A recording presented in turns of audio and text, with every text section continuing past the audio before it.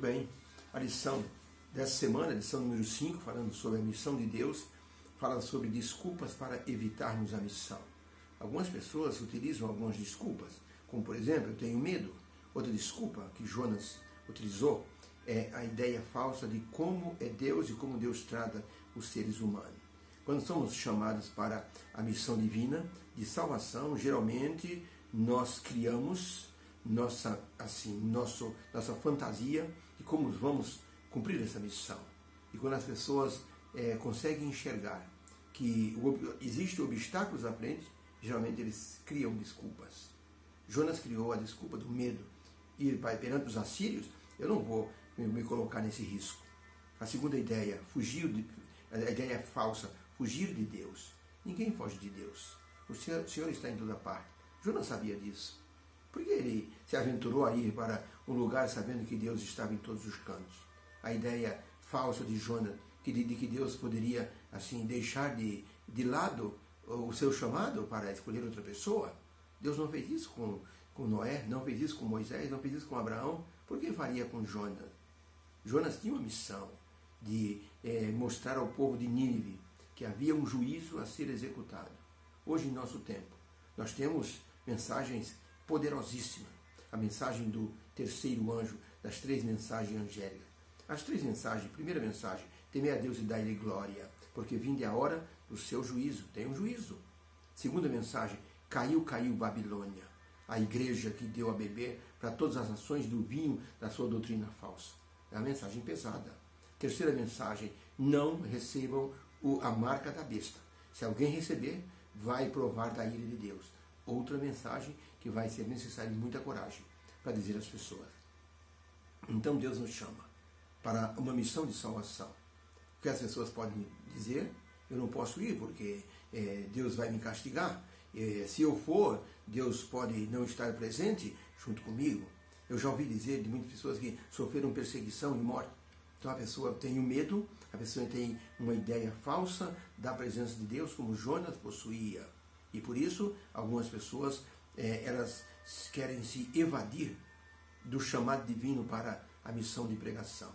Ellen White escreveu, todo cristão nasce no reino de Deus como um missionário. Você vê esse cristão, tem essa passagem. Agora, veja o que ela escreveu em Conselho para Mordomia, na página 123. Diz assim, ela escreveu, vós sois a luz do mundo, disse Jesus aos seus discípulos.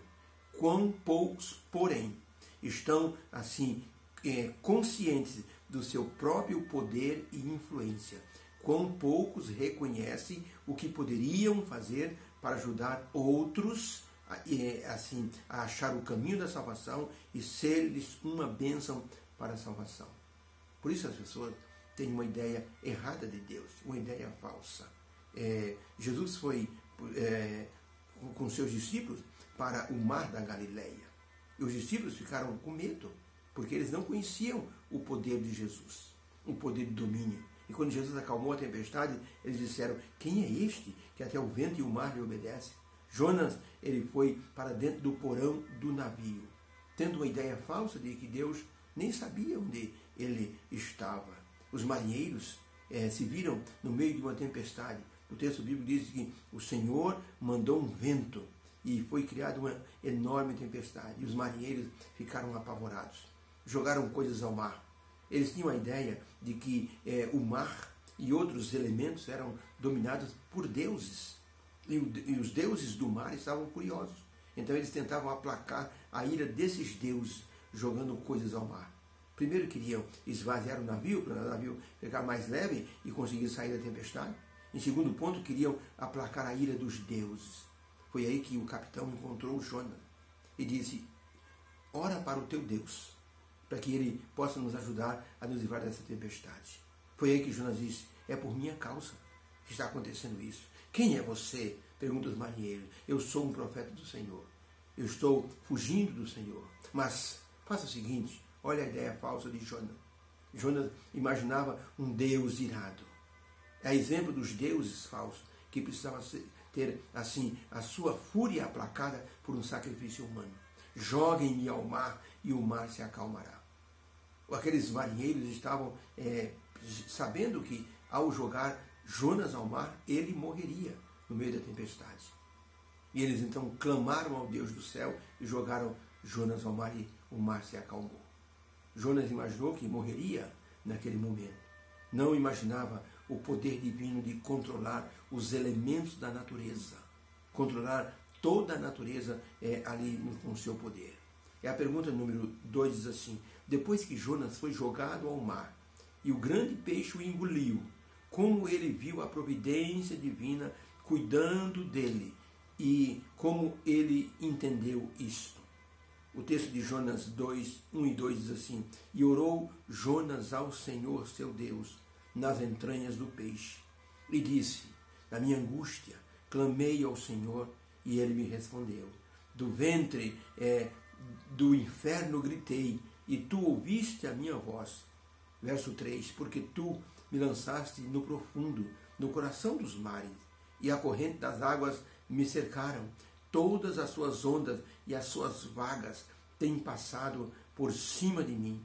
Verso 7: quando desfalecia em mim a minha alma, lembrei-me de ti, ó Senhor, e entrei a ti em oração no teu santo templo. Os que observam as falsas verdades deixam a sua misericórdia, mas eu oferecerei sacrifício com a voz do agradecimento. O que votei, pagarei. Do Senhor vem a salvação. Falou, pois, o Senhor ao peixe, e esse vomitou a Jonas na terra seca. Que interessante. Deus, que coordena todas as coisas, mostrou a Jonas o domínio que ele tem da natureza e dos animais e de toda a natureza. Ordenou a um peixe que engolisse Jonas, para que ele não morresse afogado no meio das águas revoltas. E o peixe o engoliu, e Jonas agora, dentro do peixe, orou a Deus e disse: eu clamei ao Senhor, ele me ouviu. Senhor, eu estou muito grato. O Senhor domina todas as coisas. O que eu prometi ao Senhor, eu vou cumprir. E diz que Deus ordenou ao grande peixe, e ele vomitou Jonas na praia. Então, a pergunta é, depois que o grande peixe engoliu Jonas, como ele entendeu o cuidado divino e o domínio de Deus sobre todas as coisas? Resposta: Jonas entendeu que não podia se esconder de Deus, pois o Senhor cuida de tudo. Por isso, nós devemos honrar a Deus. Assim como Jonas derramou a sua alma perante o Senhor, Criador do universo. Se temos uma missão a pregar, e se obstáculos existem à frente, nós temos que colocar nas mãos do Senhor. Eu me lembro que fui fazer uma semana de oração num lugar muito perigoso. E ali, quando eu cheguei, eu vi olheiros em cima das lajes. E um deles esfregou a mão dizendo assim, na linguagem ali daquela facção: sujeira, pintou sujeira. O irmão que me convidou disse: quando o professor entrar aqui na comunidade, o professor abaixe todos os vidros, me passe a placa do seu carro, que eu vou passar para o chefão. Quando eu entrei naquele local, eu confesso que eu tive um pouco de medo. Mas eu disse: Senhor, se o Senhor me pediu que eu fizesse uma semana de oração aqui, então o Senhor está no comando. O ancião da igreja disse: professor, pode deixar o carro aberto, ninguém vai mexer. O Senhor está protegido aqui. Naquela semana, fiz uma semana de oração maravilhosa pelo poder de Deus. E alguns daqueles homens que eram do tráfico ouviram a palavra do Senhor e hoje servem a Deus ali na igreja. Deus sabia porque devia me mandar a lei. Mas no temor humano, nós muitas vezes temos uma ideia falsa de Deus, de que Deus é inferior àquilo que está acontecendo ao nosso redor. Jonas aprendeu exatamente o contrário disso. Primeiro, não podia se esconder de Deus. Segundo, não podia ver Deus como um Deus tirano, um Deus que é irado e está sempre pronto a nos castigar. Terceiro ponto, Deus comanda todas as coisas. Jonas fugiu de Deus, ou seja, e transformou a sua fuga numa derrota espiritual. As pessoas que ouviram falar de Jonas, aqueles marinheiros, viram em Jonas um derrotado espiritual. Quando Jonas caiu na água e o mar se acalmou, o grande peixe preparado por Deus engoliu Jonas e ele viu ali a providência divina. Jonas também se equivocou com a missão. Jonas imaginou que ele seria o arauto da destruição. E Jonas também imaginou, ou seja, as pessoas vão pedir a mim, pedir clemência para que o que eu estou dizendo não aconteça. Jonas imaginou que ele é que teria o domínio tanto do juízo como da salvação das pessoas. E, no entanto, Deus é que tinha esse comando, Deus é que tinha toda essa soberania. Ideias falsas. Muitas vezes não fazemos o nosso trabalho porque não confiamos plenamente no Senhor. Confiamos em nós mesmos, em nossa capacidade, em nosso jeito de ser. Um pastor foi mandado para outro distrito e ele pensou, eu vou preparar meu melhor sermão. Eu quero mostrar para a igreja que pastor que eles estão recebendo. E quando foi naquele primeiro dia, o pastor subiu no púlpito com o olhar altivo, olhando para a igreja, uma igreja de quase 1000 membros, e imaginando, eu vou pregar um sermão para o povo saber quem é que vai pastorear a igreja dele. Esse povo vai me amar quando eu pregar meu sermão. Um sermão que é eloquente, um sermão que tem motivação, um sermão que faz as pessoas rir, chorar ao mesmo tempo. E ele diz, eu tenho essa habilidade. E subiu ao púlpito com um olhar altivo, olhando por cima da igreja. Começou a pregar o seu sermão, mas percebeu que o sermão não estava tendo o efeito que ele desejava. As pessoas não estavam correspondendo, alguns estavam até conversando de lado, perderam o fio da meada do sermão, e o pastor foi ficando cada vez mais preocupado. E quando chegou no final do sermão, ele fez o apelo que ele sempre costumava ver centenas de pessoas na frente. Ele não viu ninguém, ninguém levantou no apelo dele. O pastor então não teve outra saída senão assentar-se para que a pessoa anunciasse o hino final.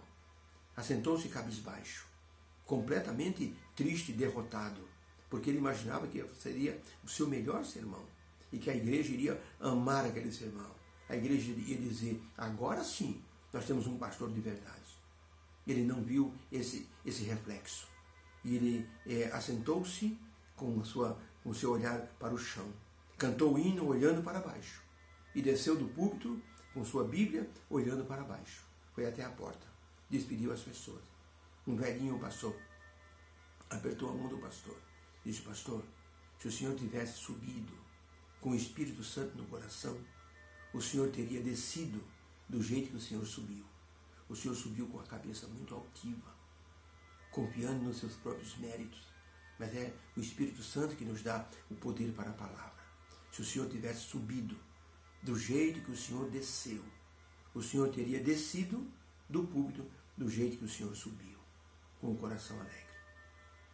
Foi embora. O pastor nunca mais se esqueceu disso. Não podemos confiar em nossas próprias forças quando estamos cumprindo a missão de salvação.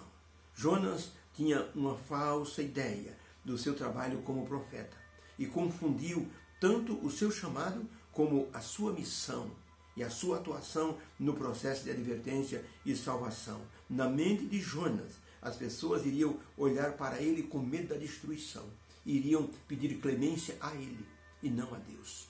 Por isso que Jonas ficou desapontado com o resultado de sua mensagem. Ellen White escreveu, Profeta de Reis, página 288, no encargo que fora dado a Jonas, havia sido confiado a ele uma pesada responsabilidade. Contudo, ele pensou apenas em si mesmo, sem cuidar que aquele que o tinha mandado estava apto a sustentar seu servo e garantir o seu sucesso, não ele, Jonas. Por isso que Jonas tinha uma ideia falsa e por isso que ele se excusou do chamado, que ele tinha uma ideia falsa sobre Deus. Que o Senhor nos abençoe. Que nossa visão de Deus seja uma visão de um Deus de amor, de um Deus que nos manda e vai conosco para a batalha. Obrigado, meu Deus, pela lição de hoje. Jonas, ele teve uma ideia falsa sobre a sua pessoa. Ajude-nos a ver o seu amor por aqueles que estão perdidos. Ajude-nos a ter uma visão da sua presença conosco. Em nome de Jesus, amém. Deus abençoe. Segunda-feira maravilhosa, abençoada, forte, cheia de problemas muitas vezes, mas de vitórias também. E se não tiver vitória, força do Senhor para suportar tudo que virá pela frente. Que o Senhor te abençoe. Fique com Deus.